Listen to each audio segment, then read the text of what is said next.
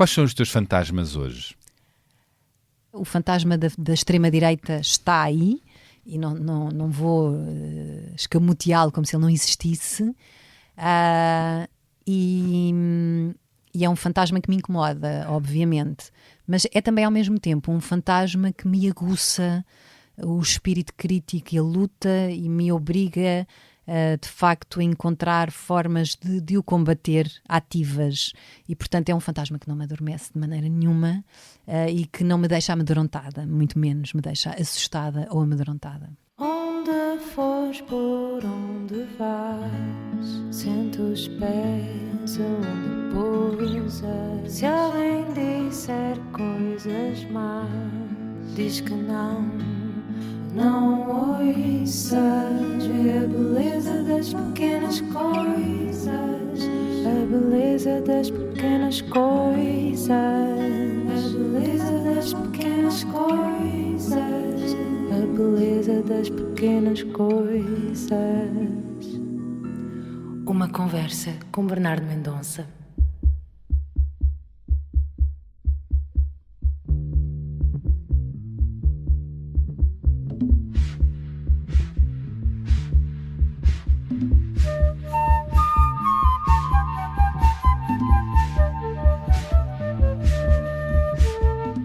A minha entrevistada é uma das atrizes portuguesas mais comprometidas a usar a voz em prol de diversas causas humanitárias, como é o caso da luta contra a crise climática ou a defesa pela vida, dignidade e território do povo palestiniano e constantes apelos por um cessar-fogo e fim do genocídio em Gaza. Falo de Joana Seixas, um rosto bem conhecido da televisão, entre séries e novelas, mas também com um longo percurso no teatro e algumas participações no cinema. Neste país dos brandos costumes, em que boa parte das figuras mediáticas da televisão caminha como se estivesse em cima de fino gelo, com medo de sair do quadrado perfeito e que se quebra em contratos, trabalhos, seguidores, marcas ou a tão valiosa popularidade, Joana é um espírito livre, insubmisso, destemido, de olhar crítico e consciente, que tantas vezes salta de cima do muro, o muro do silêncio, e se atravessa nas lutas em que acredita. Este é um caminho solitário e que tem uma certa fatura na sua vida, ou Joana sente-se cada vez mais bem acompanhada nesta atitude mais ativista, feminista, humanista? Vou perguntar-lhe. Joana nasceu no rescaldo do verão quente de 75. É filha de um casal da Beira Alta, que cedo rumou a Lisboa, e ainda antes do 25 de Abril fez parte de várias ações políticas e culturais de luta antifascista contra o antigo regime. Assim, Joana Seixas cresceu a sentir-se uma filha de Abril, apesar de não ter vivido a Revolução. Mas o espírito e a semente revolucionária da liberdade ficou em si e nas causas que defende até hoje. Como olha Joana para estes 50 anos passados desde o 25 de Abril? A seu ver, o que falta cumprir no nosso país, que grandes erros se cometeram e que revoluções sociais, culturais, políticas importa que sejam feitas ou sonhadas. Para Joana Seixas, perante as tantas opressões na sociedade, nenhum de nós será verdadeiramente livre se todas as pessoas não o forem. Por isso, Joana não se identifica com o espírito individualista, egoísta, mesquinho, que parece moldar a rota de tanta gente. Na madrugada de 11 de março deste ano, após ter conhecido os resultados das legislativas com um aumento expressivo da extrema-direita, Joana escreveu nas redes sociais que era um dia triste e cinzento para a democracia e que ficou apática e abatida com pouca crença na humanidade. Mas rapidamente percebeu que o fascismo não se debate, combate-se. E que era a hora de combater a enraizada ignorância de tanta gente e o profundo aproveitamento que se faz dela. Joana Seixas não tem dúvidas de que no nosso país há mesmo demasiadas pessoas individualistas, racistas e fascistas à sua volta, à nossa volta. Como se combate o ódio, o preconceito e a polarização? Como se desmontam as ideias populistas e discriminatórias à mesa? É a eterna questão que vou querer refletir com a Joana. E que mais? Joana contou-me que é muito esquecida e que a sua memória seletiva funciona como uma espécie de filtro natural para não se lembrar do que não precisa e continuar a ter a cabeça ocupada com utopias que a alimentam e lhe dão horizonte e um certo sentido para a vida. No entanto, há coisas que não esquece. E Joana Seixas chegou a partilhar comigo há uns anos os momentos em que foi alvo de certos avanços e tentativas de assédio sexual de superiores hierárquicos que Joana conseguiu travar a tempo de não se tornar uma vítima. E se é certo que ainda não houve um verdadeiro Me Too em Portugal, como aconteceu na América, com as denúncias de assédios em Hollywood, continuam a ser superados nomes de agressores nos bastidores. E há novos casos denunciados no meio da música. Será esta a ponta de um iceberg? Sobre si, pelo facto de estar há mais de 2 décadas a interpretar uma multidão de personagens, mulheres mais boazinhas ou mais vilãs, tem tido o privilégio de calçar os sapatos de vários lados da humanidade. E eu pergunto se há em si a sensação de ter vivido várias vidas nesta vida e nesta metamorfose ambulante entre os vários papéis na vida, enquanto mãe, atriz e ativista. Quem é Joana Seixas na fila do pão? A arte pode ser uma arma pontiaguda para furar as bolhas em que todos andamos e vermos mais além da superfície, do umbigo, do que conhecemos. E já agora, nesta era do streaming, da vida passada nas redes sociais e dos blockbusters, e em que tantas pessoas lutam para pagar uma casa e ter dinheiro que chegue para pagar as contas do supermercado, a maioria do público quer apenas ser entretido e alienado, ou há ainda uma fatia expressiva que gosta que a arte o inquiete e desassossegue? Bom, vamos ver até onde é que vai esta conversa. Não lhe vou perguntar quem matou o António, apesar de saber que vai protagonizar a série Ninguém Como Tu e interpretar a icónica vilã Luísa Albuquerque, que há 20 anos foi protagonizada por Alexandre Lencastre. Isto vai mais para a frente. Mas, para 2025, ainda há o Natal e o Ano Novo pela frente.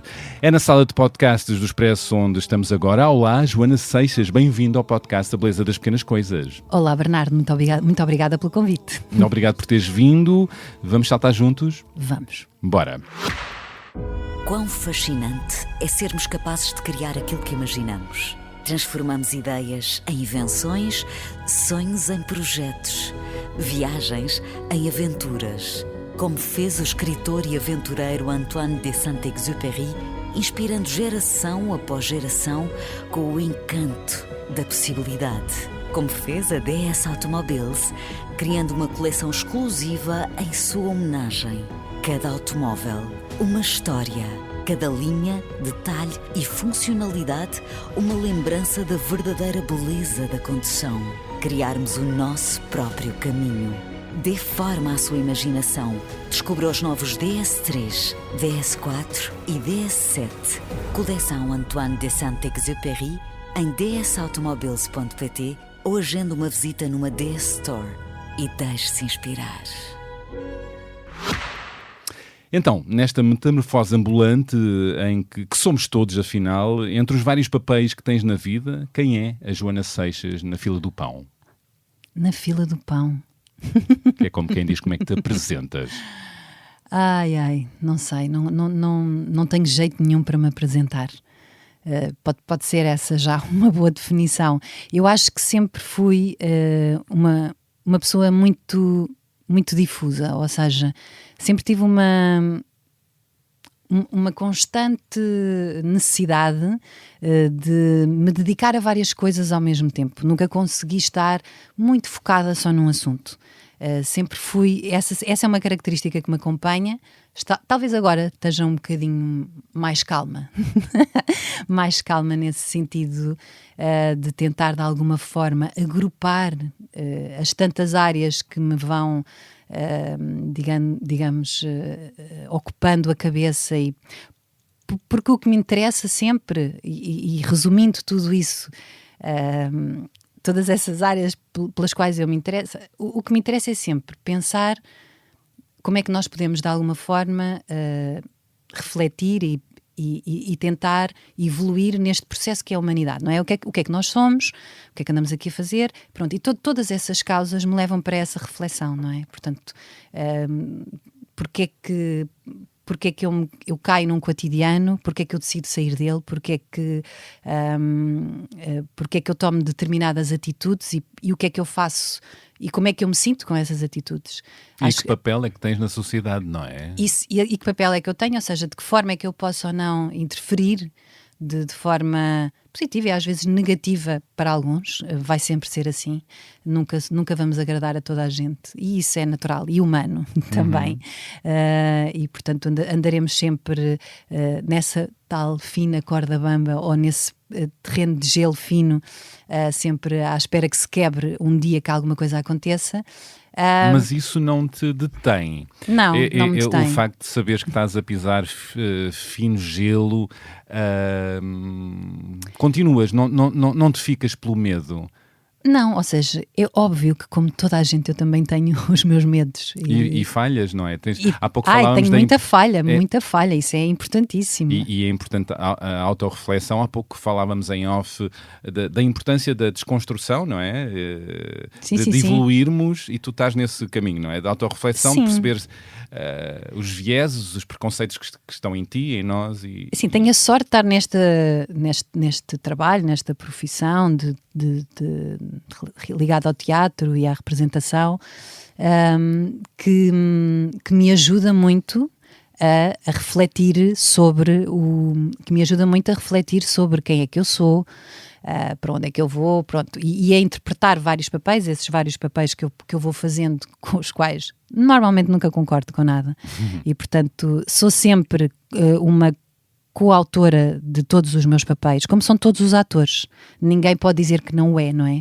Porque ator é um criativo, não é? Tem que ser, é uma criativa, tem que ser. Nós não podemos só debitar o que está lá escrito, nós temos que incorporar, mesmo que não concordemos, mesmo que nos pareça às vezes ridículo. E isso é através da empatia, de perceber a personagem, mesmo que estejamos a falar de uma vilã, de uma psicopata. Sim. Eu tenho sempre essa necessidade de defender a minha personagem e de a tentar perceber e porque é que ela age daquela forma, mesmo que seja completamente dispara da minha forma de pensar e da minha forma de agir perante aquelas situações. Então, a partir da arte, a partir do teu trabalho, tens moldado também muito um olhar mais aguçado para o que são as pessoas, para o que é a humanidade e o que as motiva? Sim, eu acho que são dois caminhos em paralelo. É o caminho da arte, e a arte salva completamente, e é o caminho também do reencontro ou encontro com a natureza, porque eu sempre tive esse chamamento, pronto, parece uma coisa um bocado parva, mas é verdade, sempre tive essa ligação muito forte com a natureza, sempre me senti extremamente atraída por não viver numa cidade, no caos da cidade, e de ter a necessidade dessa fuga, de estar só com aquilo que há cá no planeta sem a construção humana, não é? Pronto, sendo que a construção humana tem coisas muito interessantes, obviamente, ainda bem que nós existimos, e porque os humanos trouxeram a arte, não é? Isso é um dos canais que nos distancia dos animais, não é? Portanto, a capacidade de executar a arte e de pensar sobre as coisas e de escrever, a literatura, portanto, todas as formas de arte, o teatro, o cinema, a pintura, tudo são artes que os animais não praticam, não é? Portanto, e aí mas a própria natureza, e a natureza não só a fauna, mas também a flora, não é? Dá-nos sinais todos os dias muito artísticos e lindíssimos da sua existência, dos quais nos desligamos claramente, principalmente. Desligamos, não é? Desligamos e estamos mais ligados aos gadgets, estamos completamente desligados estamos na era da inteligência artificial e muitas vezes, diz-me tu, se não concordas, esquecemos-nos que também somos animais, que precisamos estar ligados ao mais básico da natureza, não é? E vivemos através dos ecrãs, ou seja, uma coisa muito desumanizada. Sim, eu acho que a tendência da humanidade é desumanizar. Ou seja, há uma tendência crónica... Desumanizar-se e desumanizar? Sim, desumanizar no sentido de... Há uma tendência crónica de nós procurarmos um ideal qualquer que não é humano. Não é? Ele não é humano, nós não temos capacidade de o executar. E essa busca, às vezes, essa frustração que se nos acomete quando nós não conseguimos executar, porque nós precisamos realmente do ócio, de não fazer nada, de parar, de não estar permanentemente nesta busca intensa, percebes? Tocaste no meu nervo, num dos meus nervos, que é o aceleramento. Eu faleço dos nervos a toda a hora, porque vivo nesta sociedade, porque tenho que produzir, tu também andamos, aliás, partilhávamos isso também antes de começar. O excesso de trabalho e a intensidade de fazer bem. E de facto, neste ritmo em que andamos, com estas evoluções tecnológicas, este tempo criado, ficcionado, mas criado criado até para render mais e mais e mais. Uma conversa que eu tive com o filósofo André Barata aqui também, este tempo que é o tempo em que vivemos, é um tempo fora da realidade, mas onde trabalhamos e vivemos e deixamos de nos escutar, deixamos de viver uma vida equilibrada, não é? Sim, perdemos muito rapidamente a empatia, como estávamos a falar há bocado. Até por via do cansaço, da exaustão. Exatamente, porque deixamos de ter capacidade de resposta e isso torna-nos muito pouco empáticos, não é? O cansaço extremo e pessoas que trabalham e que acumulam vários trabalhos e não têm como dar uma resposta saudável a nada. E, portanto, não estão a viver, estão a sobreviver, não é? Já se falou muito sobre isso. E, portanto, essa possibilidade de entrarmos um bocadinho nesse desacelerar é extremamente importante. Tem-se falado muito disso nos últimos anos, obviamente desde a era industrial, que nós estamos nesta loucura pelo precipício e continuamos. E continuamos cada vez mais e mais e mais. E continuamos. E os burnouts e os esgotamentos, claro que há nomes, surgiram uns nomes que não eram nomeados, mas a verdade é que em quantidade certamente estão associados a isso. Claro. A esta evolução tecnológica e este tempo cada vez mais acelerado. Cada vez mais acelerado e cada vez mais desligado, como eu estava a dizer, da natureza, que nos conduz a este colapso, não é? Que, pronto, está aí a acontecer. E que sentes na pele, não é? E que sentes na pele e que está a dar... Estamos a receber todos os dias sinais. Tu própria, Joana? Eu própria também, E, portanto, todos os dias nós temos sinais desse colapso e, pronto... E eu há 20 anos, apesar de já nessa altura estar muito desperta, por exemplo, para a causa climática e de ter esse chamamento e tudo mais, e portanto essa conexão com a natureza e de me sentir, não tinha nada a noção do que se estava a passar. E não imaginava, nessa altura, que esse levantar de voo, como tu estavas agora aí a mencionar, graficamente aí com a tua mão. Estava a levantar a mão. Estavas a levantar a mão, para quem não está a ver, estavas a levantar a mão. Isso faz com que aquilo que era inimaginável há 20 anos atrás, que era, não, nós agora vamos começar a parar, não é? Vamos deixar de produzir tanto lixo, vamos começar a travar a produção em excesso, porque estamos obviamente a caminhar para esse tal colapso. E essa evolução tecnológica vai nos ajudar a ter mais qualidade de vida. Não, infelizmente não foi isso que aconteceu, não é isso que está a acontecer. Por mais alertas, por mais estudos, por mais investigações, por coisas escancaradas na nossa cara, pelo que aconteceu em Valência, por que está a acontecer pelo mundo inteiro, porque acontece às vezes no nosso dia-a-dia e que nós estamos completamente desconectados e desligados. Por exemplo, o que está a acontecer no dia de hoje, não é? Hoje estamos em dezembro e está um calor. Verdade. Nem um verão de São Martinho, é? Está incrível, não é? E pronto, todo este desregular... A questão é que o homem tem uma capacidade, a humanidade tem uma capacidade de... Agora estava a dizer o homem, que horror, estás a ver? Caí aí de repente, assim, não, a humanidade. Ainda por cima é feminino, a humanidade. Temos que nos policiar muitas vezes. Estávamos a falar também sobre isso em off. O neutro masculino, não é? Exatamente, que é muito difícil, porque crescemos... É muito difícil desconstruir, mas temos que nos policiar. É verdade. E eu pergunto como é que anda, já que estamos a falar nesta desarrumação que eu adoro de guião, como é que anda a consciência climática dos portugueses e do poder político? Está muito, muito, muito, muito má. A consciência é precisamente o que falta. Ou seja, não há nenhuma consciência. Isto não se fica pelo país, como é evidente. Não se fica pelo país. Falaste bem, esta crise climática acelera eventos extremos, como as chuvas e inundações que tu referiste, recentes em Valência. E em 20 anos eu registrei que estes fenómenos já mataram 576 mil pessoas. Sim. E não se tem feito grande coisa perante isto. Não se tem feito nada, não se tem travado aquilo que era necessário travar. Que é o excesso de produção e de loucura que se vive, portanto, de um mercado que está feito apenas para o consumo e perdeu-se por completo essa tal consciência. Portanto, não há nenhuma consciência. Começou-se a ouvir falar, na altura, há 20 anos atrás, já eu já falava sobre isso, sobre o consumo consciente, não é? Portanto, já se falava nos anos 60, não é? Nós é que aqui andamos sempre muito atrasados em relação a essas temáticas, mas já desde os anos 60 que há uma certa consciência ecológica de que o planeta não está aqui só para nos servir, nós temos que também fazer aqui alguma coisa com os recursos que nos são subejamente oferecidos. E que não são infinitos. E que não são infinitos. Uma notícia recente do Expresso dá conta que Portugal piorou a performance climática, alertam ambientalistas, e as principais causas são as emissões dos transportes e dos incêndios.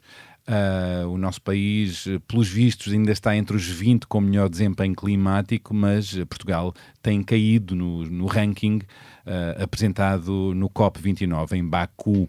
A China e os Estados Unidos, como não é surpreendente, são dos 2 maiores emissores de gases com efeito estufa, estão entre os 10 piores. Como é que vês isto? É assim, eu não sou propriamente uma pessoa de números, mas consigo perceber que, e não sou especialista dessa área, sou uma muito interessada, curiosa da área climática e da área ecológica e da ecologia mesmo, e uma apaixonada, porque sou realmente uma apaixonada por essa área. Eu vejo esses números, eu já nem consigo encarar esses números com a reatividade que eu deveria ter a eles, não é? Porque isso é de tal forma grave o que se está a passar, que eu já perdi essa habilidade de reagir, porque são tantos e é uma avalanche tão grande de números a caírem-nos em cima todos os dias e de evidências. E quem tem os piores resultados são as grandes nações, não é? E agora com Trump no poder novamente nos Estados Unidos, nem quero pensar. A China sempre muito competitiva. Essas questões da crise climática sendo que eu acho que a China tem um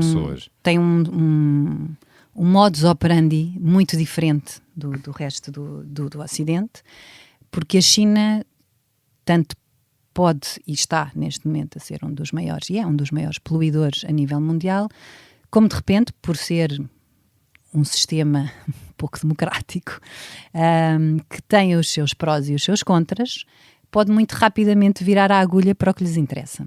E, portanto, se chegar a uma situação de facto verdadeiramente grave, eles têm os instrumentos na mão para virar a população e fazer aquilo que quiserem. Grave, mas já não chegámos a isso, tivemos uma enorme pandemia. Já chegámos a isso. Crises e desastres naturais. Já chegámos a isso há muitos anos, ou seja, neste momento a China está atrás do resto da Europa no sentido de, pronto, se eles continuam, nós também vamos continuar a fazer. Atrás não é atrás no sentido numérico, nem atrás na tecnologia, que aliás até estão bem mais à frente em muitas áreas. A grande questão é se ainda vamos a tempo. Muitas das matérias vamos a tempo. Para o planeta pergunta. Vamos a tempo. Para o planeta vamos sempre a tempo. Nós nem sequer sabemos, isto começou tudo com um Big Bang, portanto essa questão que é muito filosófica e da humanidade, e se vamos a tempo e tudo mais, eu já nem a coloco nesses termos, no meu espectro, ou na minha previsibilidade de vida, está-me a faltar a palavra, na minha esperança de vida, ou seja, nos anos que eu ainda vou cá estar, a que velocidade é que eu vou assistir a essa destruição? E o que é que cada uma das pessoas, e tu estás envolvida em vários movimentos, palestras, tens também um blog? Sim, já muito desativado, coitadinho. Pronto, em que refletes sobre isto e diriges-te às pessoas comuns. O que é que cada uma das pessoas poderá fazer? Essa é sempre a pergunta do $1 million, não é? É assim, essa pergunta é pertinente. Em vez de ficarmos no pois. Mas olha, existem dois ou três dados, e existem 2 ou 3 dados que muitos ambientalistas utilizam. Um deles, por exemplo, é muito eficaz normalmente em termos de mudança de mindsetting e de mudança da consciência no consumo, que é aí que está a raiz do problema, não é? Portanto, quando nós diminuirmos claramente a forma como consumirmos, vai haver menos produção, logo vai haver menos poluição. Logo Black Friday, vão passear ao jardim. Exatamente, portanto, leiam um bom livro, claro. Durmam melhor nesse dia.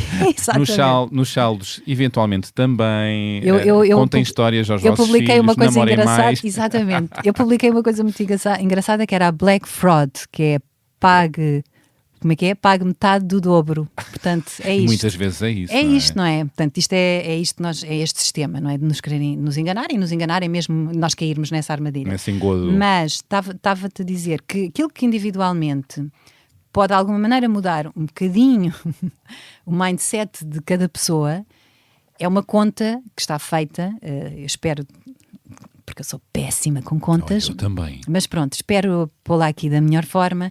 Mas é assim, se eu gastar 1 euro do meu dinheiro na comunidade local, ou seja, no mercado local, eu tenho uma retribuição para a própria comunidade local de 68 cêntimos. Uau. Se eu gastar 1 euro numa grande empresa internacional, dessas grandes, não vou mencionar marcas, se eu fizer uma compra online para um desses grandes grupos, não é uma compra online, porque há compras online para Claro. pequenas empresas que batalham muito para ter o seu site a funcionar. Mas pronto, ao dar 1 euro a uma dessas multimilionárias e mesmo às grandes superfícies comerciais e aos grandes hipermercados e tudo mais, só 5 cêntimos é que voltam para a comunidade local. Portanto, se isto não nos faz pensar um bocadinho sobre onde é que eu vou consumir, como é que eu vou consumir, de que forma é que eu vou consumir, depois há muitas formas de consumirmos. No meu blog, apesar dele estar bastante desatualizado, há muitas dicas dessas do foro individual. E que não se desatualizam. E não se desatualizam. Infelizmente parecem cada vez mais pertinentes. Eu na altura achava, não, já toda a gente sabe isto, mas que disparate. Mas para que não, é que não é? Não, infelizmente tornam-se cada vez mais atuais, porque parece que há um esquecimento permanente. E fala-se muito, e há o saquinho, há até uma coisa muito... No outro dia vi, já não me lembro do comediante, mas era um comediante muito mordaz, muito engraçado, que ele dizia, pronto, e nós tentámos tudo para salvar o planeta, não foi? É que tentámos mesmo tudo. Nós levámos o saquinho para o supermercado, nós trouxemos as compras a fazer malabarismo, e foi isto. Não há mais nada que nós tenhamos feito. Foi só o saquinho para o supermercado. O mundo acaba e nós de saquinho. E nós de saquinho na mão. Portanto, para quem ainda leva saquinho, porque ainda se vê muita gente a consumir plástico. Mas pronto, ele teve muita graça nesse sentido que parece que estamos a salvar o mundo com o nosso saquinho. Mas é de facto triste. O saquinho era apenas um início que deveria ter, obviamente, mudado a forma de consumir. Até em macroescala, não Em é? macroescala. E, portanto, esta conta, eu acho que para uma pessoa individualmente poder mudar o seu estilo de vida e a forma como faz as suas compras, vai perceber que mesmo parecendo que ela vai pagar mais por algumas coisas, na realidade a sua comunidade local vai enriquecer e mais tarde o que vai acontecer é que esses produtos vão ser mais baratos para ela, dentro da sua própria comunidade. Nesse caminho tu também falhas? Falho imenso. Porque Falho muito. O mundo também. Aliás, o mundo passa a vida a espicaçar-nos para fazer o contrário, não é? Eu sou muito fundamentalista em muitas coisas, mas tenho sempre o espírito permanente de quebrar o fundamentalismo, porque eu odeio fundamentalismos, Pois. não é? O fundamentalismo é uma coisa péssima. Verdade. E destrutiva. Tira-nos o olhar crítico, tira-te claro. o olhar crítico e te afunila a vida, É. não é? E portanto, e se tu ficas apenas nesse registro do não, vou fazer tudo certinho, eu vou despejar a água toda no balde. Eu tenho, por exemplo, claro, um balde no duche. Da água tenho, no duche sim, para quando as ouço água, sanitas. eu tenho um alarme interno absurdo que lá em casa detestam por isso. Sempre que eu ouço uma torneira a correr, alguém desliga a torneira, por favor. E eu entro um bocado em desespero. Portanto, eu tenho assim várias questões. Claro. E Mas vais doseando. vou doseando, fui melhorando em algumas delas que eu era de facto muito exagerada. Porque as relações emocionais mesmo São importantes. São muito importantes. Depois falecem à nossa volta. Falecem, claro que sim. Dos nervos, nem que seja. Secam, ficam completamente. Já não te aguento. Pronto, eu contigo já não falo sobre esse assunto, está bem. Não, mas isto é muito importante. E agora, arrumando a conversa Sim. sobre as tantas causas a que te tens dedicado e dado voz, tu tens sido cada vez mais presente e visível nas redes sociais, em manifestações, em movimentos por causas humanistas, por estas causas climáticas, e eu pergunto, apropriando-me da letra de Sérgio Godinho, agora também reescrita pela Capicua, que força é essa, amiga? O que é que te motiva? Que gatilho é esse para seres uma voz tão presente e ativa em tantas causas? Olha, se castiga, não sei, às vezes eu faço-me essa pergunta também. Não sei, eu tenho essa raiz, ou essa, como tu disseste aí na introdução, sou claramente uma filha de Abril e esse espírito revolucionário de nunca me dar por satisfeita com o estado das coisas, não é? Está sempre aqui palpitante, eu nunca consigo parar, não consigo dar descanso a isso. Eu não sei se foi desse meu... Os meus pais fizeram teatro político, estiveram ligados a movimentos políticos na altura de luta antifascista e de luta contra o antigo regime, e eu sempre vivi nesse espírito de conversas. Em minha casa, a conversa sempre foi muito política. A discussão de ideias. A discussão sempre foi muito... E o sonhar um futuro melhor. Sempre. Ou seja, vamos... Mais livre, mais... Completamente. Mais diverso. Mais desempedernido, mais solto. Desempoeirado, porque vinham do antigo Sendo regime. que tanto o meu pai como a minha mãe também transportavam neles, não é? Todo um registro cultural, patriarcal, etc., Claro. em processo de desconstrução, que eles próprios iniciaram esse processo. Portanto, foi, digamos, a primeira geração que teve a possibilidade de começar a desconstruir Os machismos e tantos ismos. Exatamente. Racismos. Que ainda assim muitos permanecem, não é? Estou a falar mesmo... Na sociedade. Não, estou a falar mesmo nos meus pais, na sociedade. Então, não. Bom, nos teus pais. Sim, claro. Estava a falar especificamente da minha situação familiar. Que é uma situação familiar muito benéfica e foi muito benéfica, talvez possa vir daí a explicação à tua pergunta, essa força de eu ter tido uma infância muito rica, muito feliz, muito livre. Eu ia para todo lado com os meus pais, eu ficava à espera, eu ficava com o casaco do meu pai à espera, mas eu ficava a ouvir as conversas dos adultos. Eu fazia parte, mas não fazia parte, porque eu era muito infantil, eu fui muito infantil até muito tarde, ainda sou e ainda bem. Gosto muito de ser infantil no sentido do bom lado de ser infantil, de estar livre, de poder brincar quando é para brincar, de não ter que estar agarrado. Eu não me levo muito a sério, não gosto de me levar. Às vezes levava-me muito a sério, houve alturas da minha vida em que me levava muito a sério e ficava, que estupidez, e o que é que vais mostrar, o que é que vai parecer, o que é que não sei o quê. Pronto, e comecei a soltar-me também dessas coisas e na realidade está na minha gênese. Eu nunca fui uma pessoa que se levasse muito a sério. E isso é bom. E não tem nada a ver com não ser sério no trabalho. Não tem nada a ver com isso, não. Isso é outra... Não ser profissional, não. Nada, é só nada. só não. Acho que não sou eu que falarei dessa área. Não estar em pose. Não, mas tentei sempre, e como tive essa felicidade extrema de ter uma infância muito rica, muito feliz, muito bem vivida, onde eu fui verdadeiramente, onde me deram um espaço para eu ser criança, para eu sonhar permanentemente. Uma criança tem que ter espaço para estar a sonhar, tem que ter tempo para brincar e tem que estar permanentemente neste registro. E a escola, por exemplo, eu mandei-te algumas notas sobre mim e tal, e uma delas dizia que eu não gostei da escola. Eu não gostei da escola. Pois, tu sentiste sempre uma desadequada. Uma desadequada. A escola para mim foi sempre um bocadinho prisão. Foi, afinal existe um mundo lá fora real, caraça, cheio de regras e coisas, mas eu fugia muito da escola, mesmo na própria escola. Eu fui uma aluna média e às vezes uma aluna má, porque eu nunca estava atenta, eu estava sempre a sonhar com qualquer coisa, outra, paralela.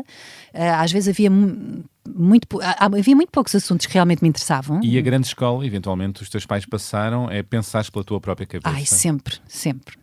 Ou seja, desenvolver um pensamento crítico e desenvolver um pensamento próprio.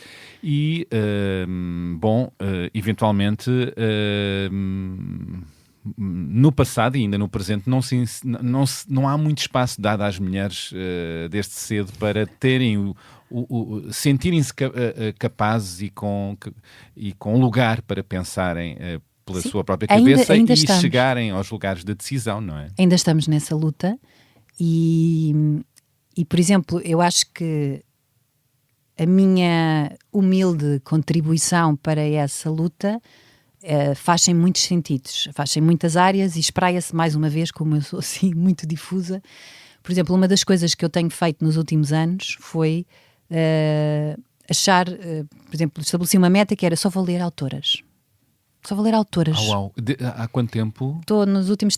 Foi a seguir à pandemia, pensei, pronto, fiz uma lista e comecei, quero ler esta autora, quero ler esta só mulheres.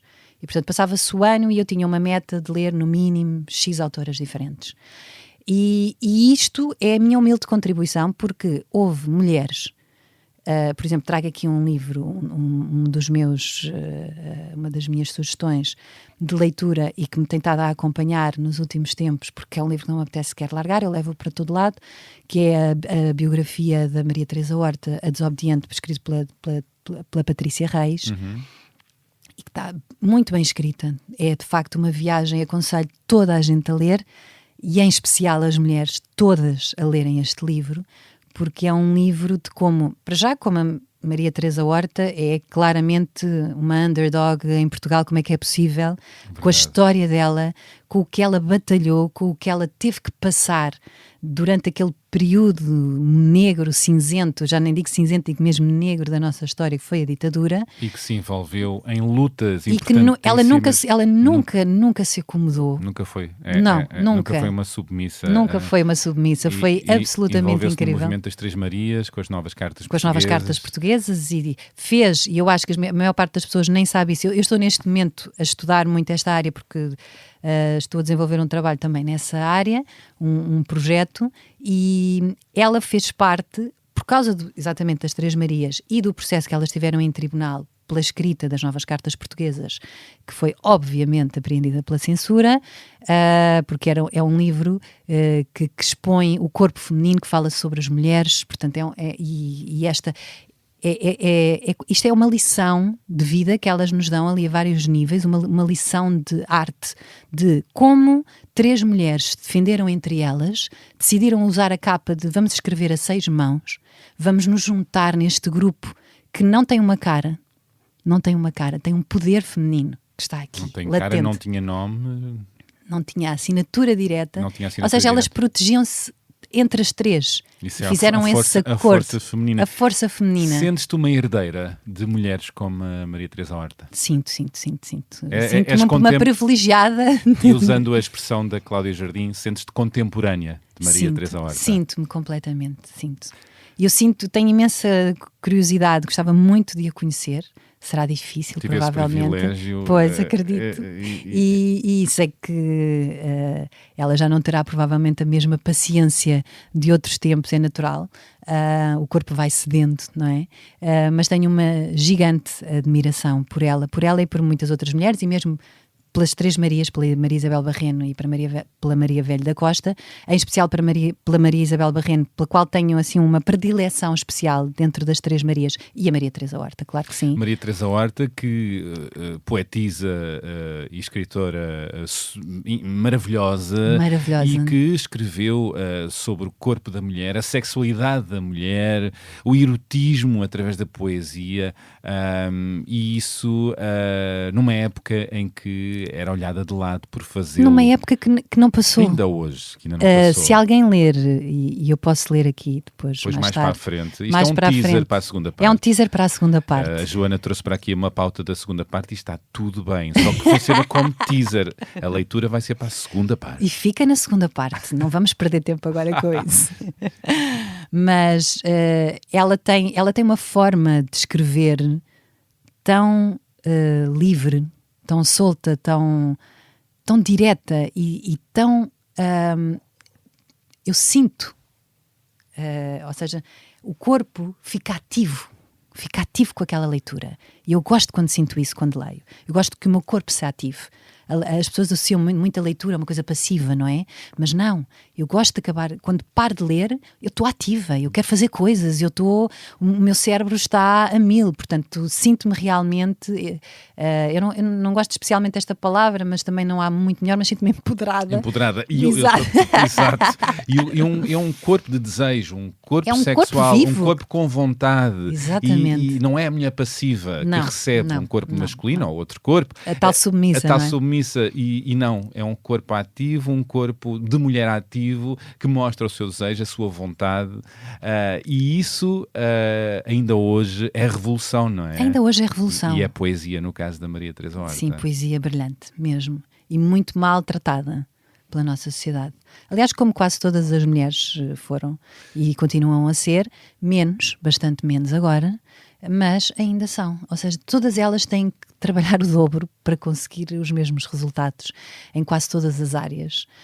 Mesmo na tua? Mesmo na minha área. Então, fala-me da tua área nesse aspecto. Mesmo na minha área, ainda existe uma discrepância, por exemplo, salarial gigante entre, se for fazer as contas e se fizer uma investigação como deve ser, vai haver um desequilíbrio que eu acho que ainda é maior que o desequilíbrio da sociedade dos tais 17% que existe. Os homens, os atores, recebem sempre ou muitas vezes mais do que as atrizes pelo mesmo papel? O mesmo tipo de papel? Dentro do mesmo projeto. Estamos a falar dentro do mesmo projeto que não deveria fazer... Ou seja, claro que os atores têm todos salários diferentes, não é? Portanto, é negociado na surdina. Obviamente. E como é que tu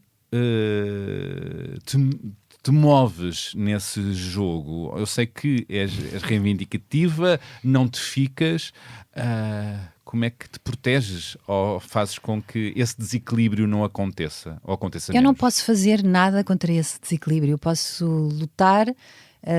dentro daquilo que é eu como mulher que está num lugar privilegiado de poder estar a discutir um contrato de uma protagonista, pois, tenho responsabilidades acrescidas. Claro. E eu não posso baixar a guarda nesse papel, mesmo que o perca. E tens perdido algumas vezes? Não sei. Diretamente não te posso dizer que tenho perdido, mas posso já ter perdido indiretamente, sem o saber. Felizmente até hoje todas essas minhas lutas chegaram a bom, ou seja, foram lutas que tiveram um bom final. E estavas a dizer que essas tuas lutas também beneficiam as tuas outras colegas? Obviamente. Porque sobes a fasquia. Claro que sim. Das mulheres atrizes. Claro que sim. Eu já contei esta história imensas vezes, mas pronto, posso contar aqui de uma forma muito resumida. Eu, quando assinei o meu primeiro contrato de exclusividade em televisão, eu estava grávida e eu fiz uma série de exigências na altura que muito provavelmente muita gente não teria exigido, por exemplo, 6 meses com a criança em casa, que para mim era óbvio, e eu tinha 24 anos na altura, que foi quando eu fui mãe do meu filho mais velho, e portanto, estava a começar, eu ia fazer a minha primeira protagonista de novela. E esse caminho está feito, ou sempre que te convidam para um papel não está feito. ou para protagonista, tu tens que voltar à mesma batalha, à mesma negociação? Tem que voltar à mesma batalha, porque há sempre digamos, uma resposta que nos dão, que é, não penses que isto vai ficar sempre aqui. Isto foi só uma exceção. Isto foi no sentido de, quando nós conseguimos atingir um valor, por exemplo, mais elevado por um trabalho, é sempre porque as circunstâncias daquele trabalho em especial, mas porque o mercado depois pode não estar bem assim. Nós temos de estar sempre na luta. Nunca vamos poder achar que por termos atingido um certo currículo, estatuto, whatever, o que seja, não interessa. Eu para já nunca sinto que tenha atingido nada de especial nesse aspecto. E fazem-te sentir,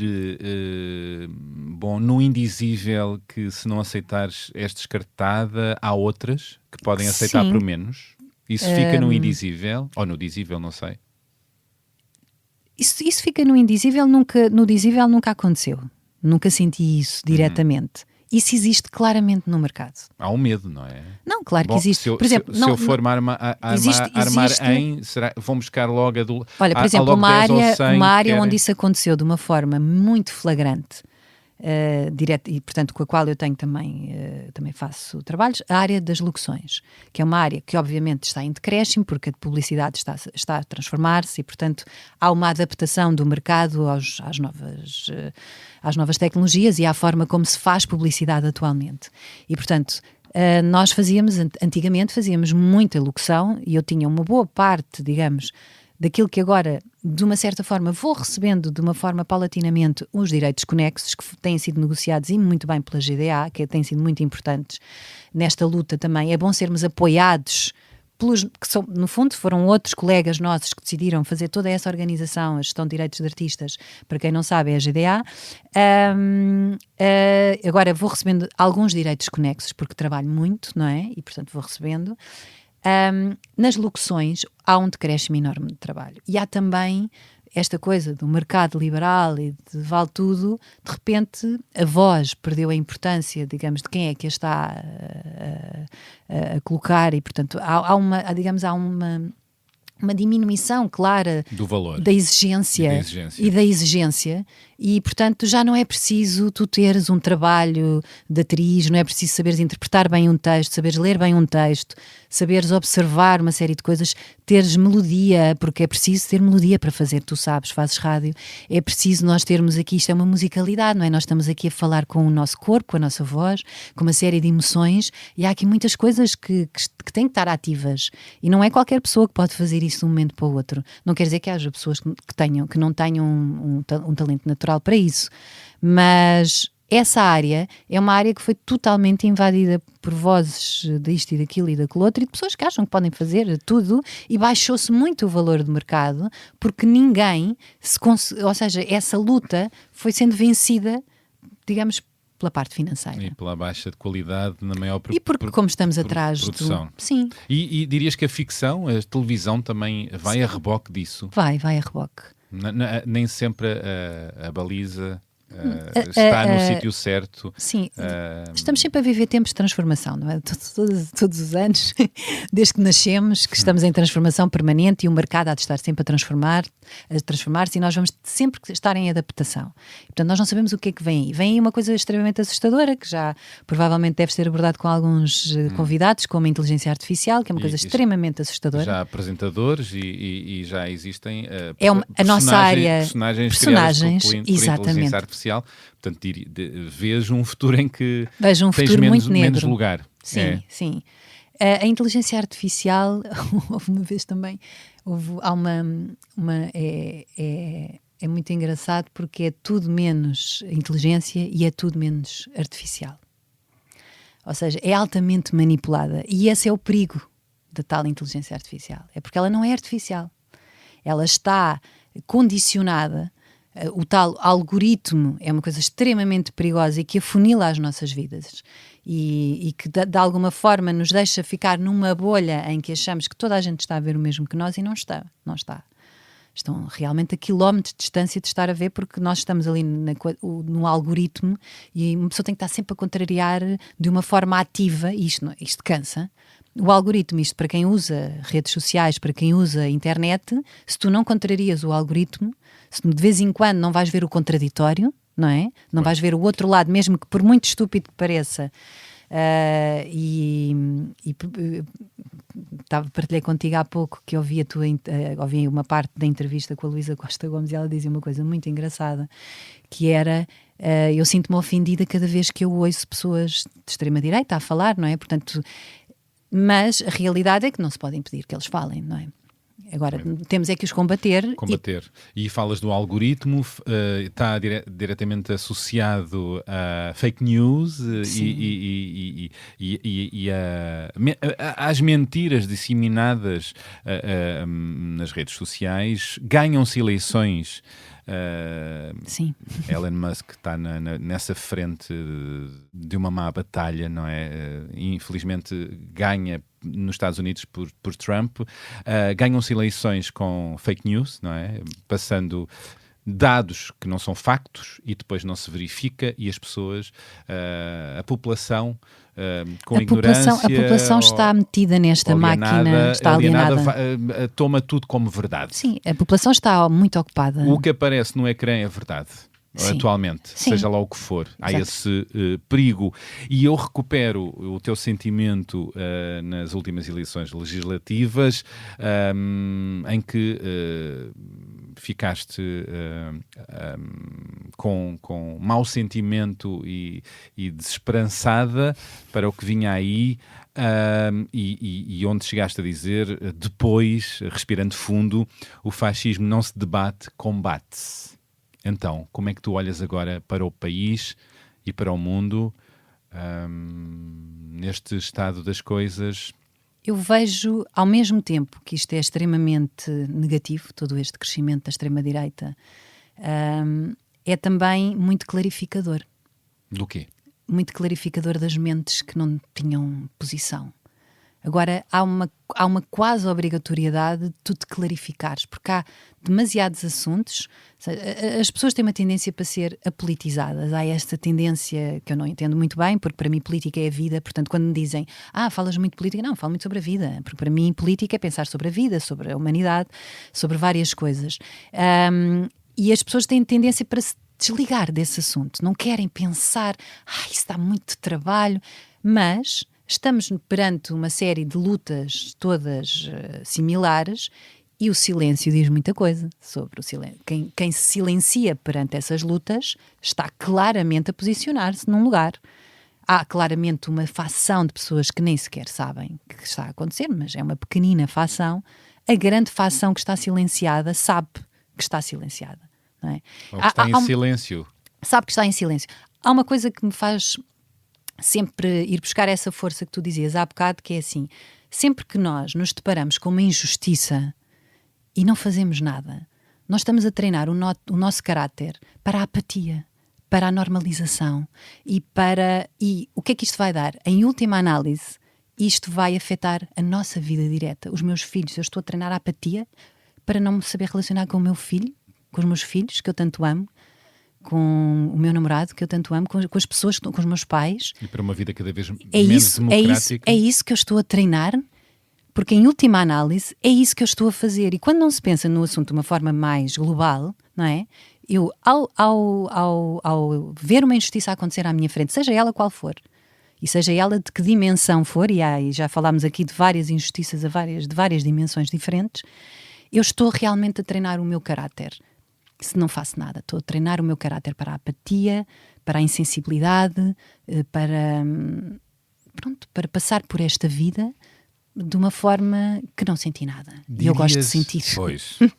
Dirias que há demasiadas pessoas pessoas que estão em cima do muro, em silêncio, apáticas, alienadas, ou então com alguma sonsice, e que são, na verdade, também elas individualistas, racistas, com ideais aqui e ali mais fascistas, apesar de essas não terem votado naquele partido de extrema-direita. Ou seja, há mais pessoas, há muitas mais, com mais preconceitos do que aquelas que votaram no Chega? Sim. Aliás, se calhar há uma grande maioria que votou no Chega que desconhece muitos destes assuntos e estão apenas na tal máquina, não é? Muito bem oleada, que neste momento funciona no mundo todo, de entreter toda a gente, e toda a gente das 9 às 5 faz o mesmo trabalho, chega a casa e não tem tempo para pensar, não é? Portanto, ou tu decides ter uma atitude ativa na tua vida e saíres dessa máquina, não é? Saíres disso, e isso começa a acontecer de uma forma cada vez mais clarividente. Eu sinto que a nova geração, de alguma forma, pelo menos em relação a esse assunto, está um bocadinho mais acordada, mas também estamos sempre em crise, não é? Eu desde os anos 80, desde que eu tenho pensamento crítico, eu ouço falar que estamos em crise, não é? Esta geração mais nova está mais acordada. Acordada em inglês... Woke. Já que é a grande, que é agora um grande insulto, não é? É um grande insulto. Epá, insultem-me com isso, por favor. Insultem-me. Eu adoro quando dizem que eu sou woke. Ou seja, defender direitos humanos hoje em dia é ser um insulto, não é? É um insulto. É o tal treinamento para a apatia, não é? É mais fácil não dizer nada, é mais fácil ficar no neutro, é mais fácil não ter uma opinião. Muito mais fácil. Seria muito mais fácil a minha vida do que se eu não fosse tão vocal em relação a tantos assuntos em algumas plataformas. Por acaso, neste momento temos uma plataforma que eu nem sequer adoro, mas infelizmente acaba por ser uma plataforma onde eu posso mostrar alguma independência. Apesar dela me tentar diariamente condicionar, que é o Instagram, não é? Ela diariamente tenta condicionar-me, eu diariamente tento desafiá-la.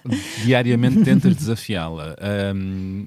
Esta nova onda de conservadorismos, de saudosismos dos tempos do fascismo, também tem sido o gatilho para o teu crescente ativismo e voz política?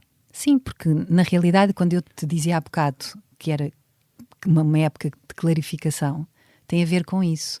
Os machismos estavam lá, eram mais envergonhados. os racismos estavam lá, era mais envergonhados. E agora? E agora estão a soltar-se. Estão a soltar-se porque Novamente, têm, não é? Novamente e em força, porque têm um respaldo, não é? Já há 50 racistas assumidos dentro da Assembleia da República. Fora os outros. Fora os outros que também são. E as outras. E as outras, todos os outros e outros. Não, mas todos os que estão na Assembleia, há uma grande percentagem, eu acho que até a grande maioria, que são racistas, xenófobos, etc. E há muitos que acham que não o são, mas se calhar ainda não têm a consciência que o são ou não estão em desconstrução. Eu própria estava-te a dizer isso. Eu tenho atitudes na minha vida que estão enraizadas da forma como eu cresci, de coisas que eu ouvi, que eu tenho que permanentemente me policiar para as desconstruir. Como por exemplo? Como mãe de 3 rapazes, não é? Eu estou a educar homens, não é? E eu de vez em quando, não, deixa estar que eu faço. Isto é uma atitude machista. É uma atitude de me rebaixar como mulher, de achar que o meu papel dentro de casa é fazer uma coisa que não, é distribuída. E eu vivo numa casa em que felizmente é tudo altamente equilibrado, mas não vou dizer aquela célebre frase que se diz, ele até ajuda. É que é altamente, lá está, é uma maneira de ser machista sem... diz-me que és machista sem dizeres que és machista.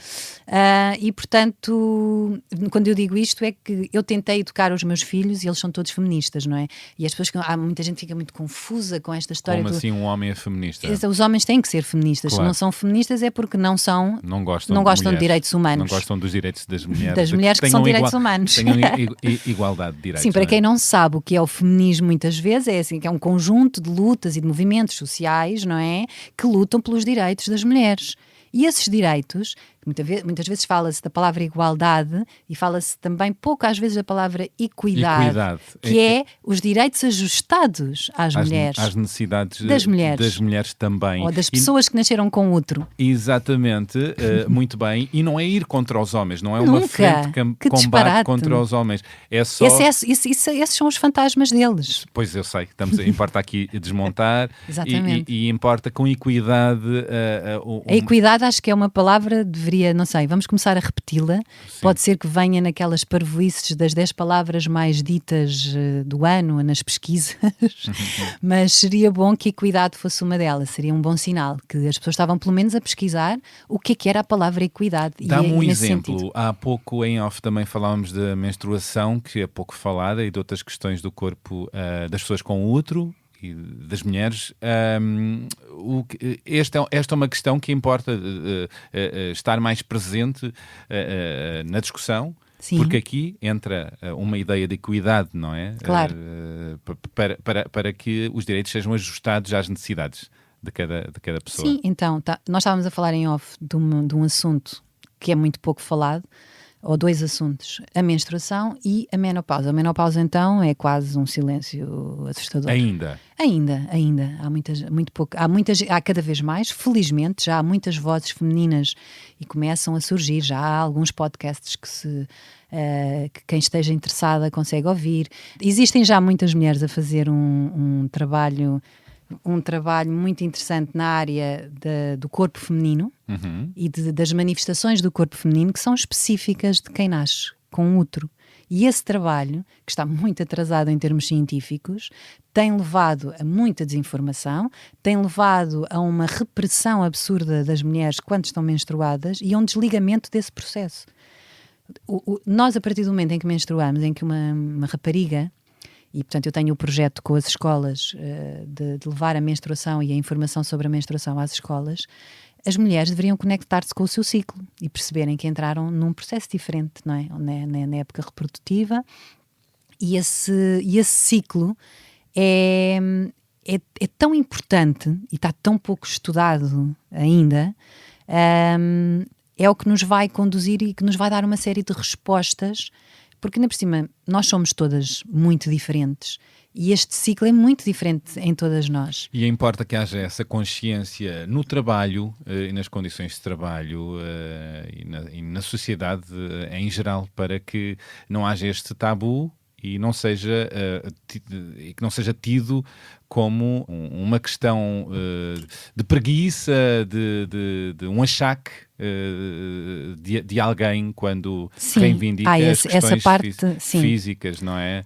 Ou seja, durante muitos anos, e por exemplo a Maria Teresa Horta escreve sobre o que é que as mulheres sentem, não é? Portanto, como se nós não pudéssemos ter vários tipos de estados da alma. Pronto, até havia diferentes. A expressão desprezível no passado, o esterismo, não é? E o esterismo, exato. Agora, há sempre uma conotação negativa a qualquer alteração de estado de alma feminino. E estava a falar de um projeto muito interessante, que é o Círculo Perfeito, da Patrícia Lemos, que já escreveu 2 livros, um que se chama O Meu Período e outro que se chama Não é só sangue, não é só sangue. Portanto, os 2 sobre a menstruação, neste caso, e também sobre a menopausa, mas há mais mulheres a pensarem mais a fundo neste assunto, e a menopausa é claramente um assunto que está completamente esquecido. Porquê?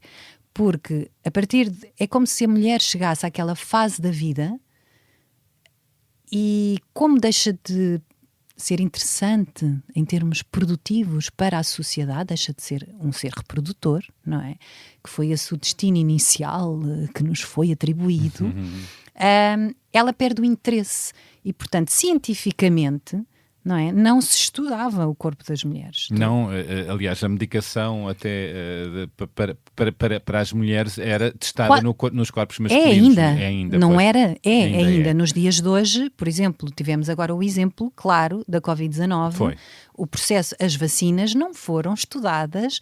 Por exemplo, quase todas as mulheres que eu conheço que foram ou não foram vacinadas, tiveram efeitos secundários com a sua menstruação. E esses efeitos não estão descritos, não são falados, nem sequer vêm naquela bula gigante que ninguém lê. Não é? E, portanto, esse estudo não está feito dentro da sociedade. Apesar da discussão já existir e no meio científico. Mas é sempre difícil, é um tema... implementar não acontece com a mesma rapidez, vá-se lá saber porquê. Não, agora, de repente, houve a aprovação de 2 ou 3 coisas que já deveriam ter sido aprovadas há muito tempo, portanto, digamos, a comparticipação médica de 2 medicamentos para 2 condições relacionadas com o útero, que são a adenomeniose e endometriose, ainda por cima são palavras chatas, mas essa é uma área, de facto, que está ainda com muita coisa por desbravar e também precisa da nossa participação. Ou seja, se nós não estamos conectadas com o nosso ciclo, se nós não estamos também ativas para partilhar as nossas experiências com o nosso ciclo, não vamos contribuir para este conhecimento geral que nós queremos ter sobre os nossos corpos e sobre a menstruação e sobre este processo tão mágico que acontece, que é a reprodução, não é? E isso ainda está muito no início. Por exemplo, uma das coisas engraçadas que a Maria Teresa Horta falava muito sobre este lado, pronto, elas andavam sempre, não é, numa batalha permanente de pode-se dizer, não se pode dizer. Não, claro que se pode dizer. Se eu sinto que se deve dizer, claro que eu tenho que dizer. E foi assim que elas se soltaram para a escrita, não é? E, portanto, esta coisa da vergonha, do ficar calado, de dizer na sombra, de passar o penso higiênico às escondidas, são tudo coisas que nós tentamos desconstruir no nosso projeto. Neste caso, em particular, eu criei, em conjunto com a Isabela Abreu e a Joana Guerra Tadeu, um movimento que se chama Todas Merecemos, que basicamente pediu, e estamos agora a conseguir chegar a um lugar qualquer, que os produtos menstruais fossem comparticipados e fossem distribuídos gratuitamente nos centros de saúde. Portanto, essa é, digamos, a base da nossa preocupação, porque as mulheres não têm acesso, muitas delas em Portugal e mesmo ao nosso lado, ao número e à qualidade de produtos que deveriam ter acesso, e têm um grande desconhecimento em relação a essa área e usam muitas vezes mal os produtos que têm. Há muito pouco conhecimento do próprio corpo. Muito pouco mulheres. Conhecimento, além de que é uma desvantagem social, que foi sobre isso que nós também criámos um movimento. A maior parte das pessoas não sabe, mas uma mulher à partida nasce com um déficit negativo de 4 a 5 mil euros, que é o dinheiro que ela vai ter que gastar durante os 40 anos que menstrua em produtos menstruais obrigatoriamente obrigatoriamente ela vai ter que gastar. E isso não é contado? Não. E isso não deveria vir como um saldo negativo, deveria vir como um saldo neutro, em que eu tenho acesso, se eu quiser. Depois, se eu quiser enverdar por outras opções do mercado, isso é uma escolha minha de privilegiada. Agora, se eu não tenho essa capacidade, eu deveria ter acesso, tal como tenho ao preservativo, tal como tenho à pílula, eu deveria ter acesso dentro de um centro de saúde a produtos menstruais. Muito bem, eu agora tenho um áudio para tu ouvires, um áudio, e gostava depois que comentasses. Vamos a isto. A Joana é um bicho muito especial que labora numa série de bonitas contradições. É uma pessoa fina e elegante e bonita, de acordo com os nossos padrões euro-ocidentais de finura e beleza e elegância. Mas se eu tivesse de lhe atribuir uma figura geométrica, seria definitivamente uma esfera bem redonda, onde cabe tudo o que é do mundo e o que é da vida. É uma pessoa que com os seus dedos finos mete a mão na massa, até ao pulso, se for preciso, para dar o seu contributo, para transformar o mundo num mundo em que ela gostasse mais de viver. E tudo com uma leveza que não é ligeireza, com uma claridade e uma felicidade e uma vida. Em resumo, provavelmente com uma grande esperança.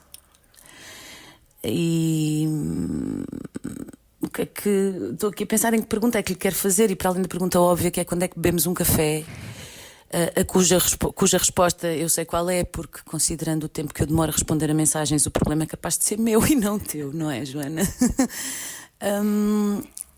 Se calhar a pergunta no fim desta pequenina dissertação sobre a Joana Seixas é: como é que isso se faz, miúda?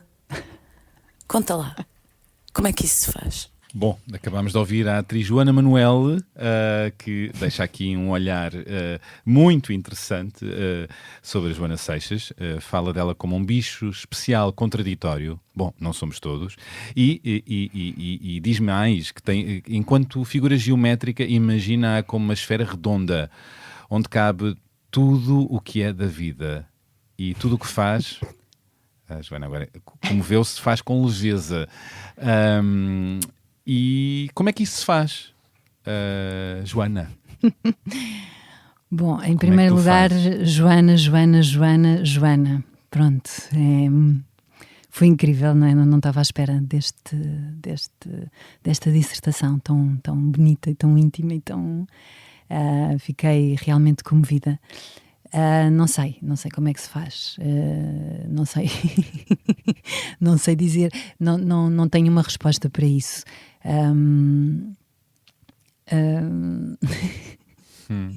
Fiquei mesmo é tão verdadeiramente sensível e emocionante quando as mulheres se soltam assim, desta forma, não é? Tipo, isto é tão bonito. E são generosas. E são tão generosas. É tão... Entre pares. Entre pares é muito...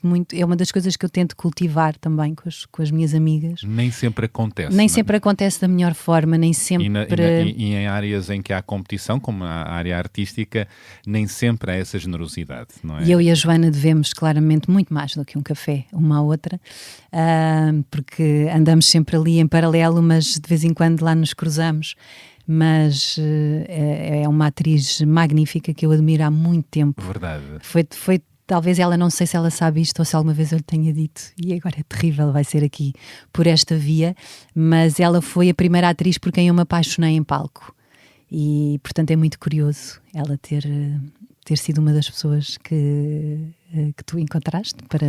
Eu insisti muito, não vou mentir, foi mesmo a última que me enviou, já foi muito prestes a entrarmos aqui. Porque isto foi tudo em contrarrelógio, nós sabemos. E portanto fiquei muito contente por ter a Joana Manuel aqui, porque de facto é uma voz e uma atriz magnífica e uma excelente cabeça, e que partilha muitas das tuas causas, e a Joana pergunta como é que isto... Antes de mais, obrigado Joana Manuel. Muito obrigada. E isto junta há uma questão que eventualmente eu vou lançar aqui várias vezes nesta mesma conversa. Como é que se combate o ódio, o preconceito e a polarização? Como é que se desmontam as ideias populistas e discriminatórias à mesa? Como é que se retiram as pessoas de cima do muro? Eu não tenho uma resposta fácil para isso, como ninguém tem, não é? Se houvesse respostas fáceis... Mas que pistas poderás dar? Eu acho que há uma pista que é a que eu tento seguir e que pode estar talvez na gênese da pergunta da Joana, e que é: eu tento de alguma forma respeitar essa minha necessidade de ser livre no dia a dia, nas minhas ações. Não é só uma coisa dita, escrita ou verbalizada. Seres exemplo. Sim, não queria dizer isso, porque eu não gosto de dizer que sou o exemplo. Não era... Mas não fazes o contrário do que... Sim, fazer o contrário daquilo que acredito. E eu acho que essa... dizes, no fundo. Sim, eu acho que isso é uma forma de desmontar o ódio. É sermos seres que não estão nesse lugar, não é? É fazermos diferente e mostrar como é mais interessante. Havia no outro dia li uma frase, não sei quem é que disse, sou muito distraída e esquecida, como tu disseste bem, mas alguém dizia uma coisa que é assim: se eu der um pão aos pobres, eu sou santo, não é? Agora, se eu disser aos pobres como é que eles saem da pobreza, eu já sou uma pessoa reivindicativa e já sou vista com outros olhos e já está para aquela ali com palavras, e portanto eu não sou a pessoa que dá pão aos pobres nesse sentido. Não quer dizer que eu não dê, e dou muitas coisas, e acho que as pessoas à minha volta podem dizer isso melhor do que eu, portanto não sou eu que vou falar sobre isso, porque muitas vezes o ódio é só um lugar de opressão muito grande.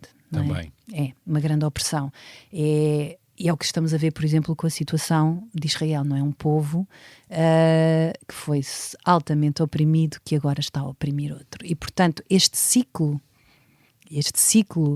que a humanidade tem tendência a esquecer-se,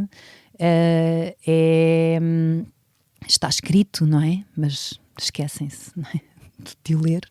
É um problema grave, não é? Portanto, eu acho que o ódio tem que se utilizar muitas ferramentas para combater o ódio, e uma delas é a luta de classes, claramente. E a luta de classes e uma luta interseccional, no sentido de porque sim, claro. nem todas as pessoas partem do mesmo ponto. Completamente. Não é? Eu, quando comecei a fazer, digamos, esta minha longa caminhada, longa no sentido que ainda me falta muito, é no sentido do que eu já fiz até agora, é ao contrário, ou seja, do que ainda me falta para lá chegar, a minha longa caminhada nesta área do ambientalismo, da ecologia, da natureza. Eu fui desmontando todos esses lugares, não é? Eu fui desmontando esses lugares. Como é que tu respondes às vozes que nos escutam, que poderão escutar-nos com cinismo ou com desconfiança, dizendo, bom, aqueles estão-se a achar muito iluminados, que se parecem melhor que nós e que são muito perfeitos, pois, claro. Importa dizer que somos todos falhos, mas importa olhar para além de nós, não é? E importa escutar os outros, não é? Sim, ter essa capacidade, ou seja, há uma capacidade que é uma capacidade que eu às vezes não consigo ter, portanto é um grande elogio o texto da Joana, mas eu nem sempre estou nesse lugar tão pacífico e tão benévolo. Eu não consigo estar a ouvir um fascista a falar e não ficar cega, não ficar revoltada, não ficar irritada, aquilo não mexer comigo de uma forma visceral, não é? Esse é um trabalho de inteligência emocional que nem sempre é fácil. Que nem sempre, nem todos temos essa capacidade, nem temos que a ter, mas se queremos combater verdadeiramente a raiz do problema, se calhar vamos ter que o enfrentar também. E às vezes é importante escutar para depois desmontar. Ouvir bem para a escuta é das coisas mais importantes na vida. Não é fácil, mas é importante escutar, mesmo a pessoa opressora, com ideias opressoras, Sim, há quem esteja já a fazer por nós, fazer um trabalho mas de investigação dessas mentes mentirosas e, portanto, poder nos ajudar a dar algumas pistas, mas há ainda muito por desbravar nessa área. Para tentar não polarizar ou para combater esta polarização que interessa muitas vezes aos extremismos. Tenho mais um áudio, já que estamos perto do Natal e queremos abundância de coisas boas. Vamos a isto. Olá Bernardo, olá Joana. Bom, então, assim de um modo breve e transitório, eu diria que a Joana, para além das suas qualidades como atriz e como profissional, sempre se destacou também, de uma ou de outra forma, como pessoa, mulher, preocupada com algumas das questões mais fraturantes da nossa sociedade, seja por força dos constantes atropelos aos valores da dignidade humana e dos direitos fundamentais, seja por ameaças aos desígnios da democracia e da liberdade, ou por causas que de alguma forma exigem presença, voz e também, já agora, alguma coragem e arrojo, que é coisa que falta a muito boa gente que passa uma boa parte do seu tempo a escarafunchar o umbigo. Temos causas e preocupações comuns, já partilhamos juntos algumas destas lutas intermináveis e julgo que o nosso filho Francisco terá sofrido também o efeito de contaminação destas preocupações e desta inquietação. A pergunta que eu deixaria, assim em jeito de reflexão, é: perante o acentuar das posições extremadas e da crescente incapacidade generalizada de diálogo, fruto, digo eu, de muita ignorância e má-fé, o que podemos fazer? Ou seja, usando aqui uma expressão do Beckett, que eu adoro, que é fazer o quê aos espaços vazios para quando desaparecidas as palavras, ou seja,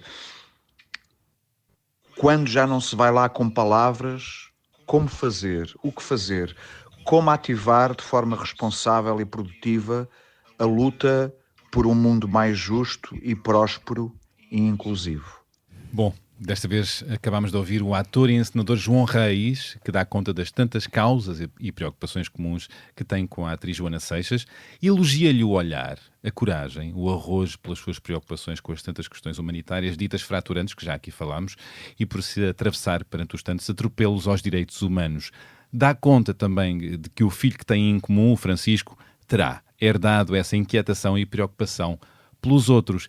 E lança-lhe uma importante e difícil pergunta: quando se esgotam as palavras e o diálogo, o que fazer para um mundo mais justo e inclusivo?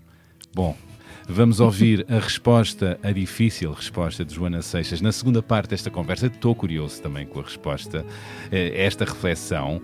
E vamos ouvir um texto belíssimo, finalmente o texto que a Joana trouxe sobre Maria Teresa Horta, as músicas que a acompanham, algumas sugestões culturais e mais para onde for a nossa conversa. Temos ainda muito assunto para ir, tudo a partir da manhã deste sábado.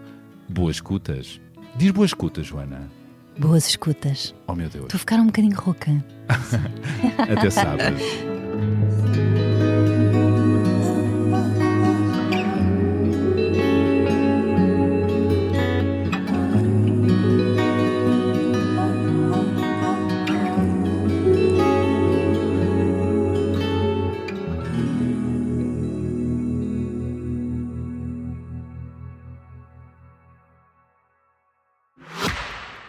Quão fascinante é sermos capazes de criar aquilo que imaginamos. Transformamos ideias em invenções, sonhos em projetos, viagens em aventuras. Como fez o escritor e aventureiro Antoine de Saint-Exupéry, inspirando geração após geração com o encanto da possibilidade. Como fez a DS Automobiles, criando uma coleção exclusiva em sua homenagem. Cada automóvel, uma história. Cada linha, detalhe e funcionalidade, uma lembrança da verdadeira beleza da condução. Criarmos o nosso próprio caminho. Dê forma à sua imaginação. Descubra os novos DS3, DS4 e DS7. Coleção Antoine de Saint-Exupéry em dsautomobiles.pt ou agenda uma visita numa DS Store. e deixe-se inspirar.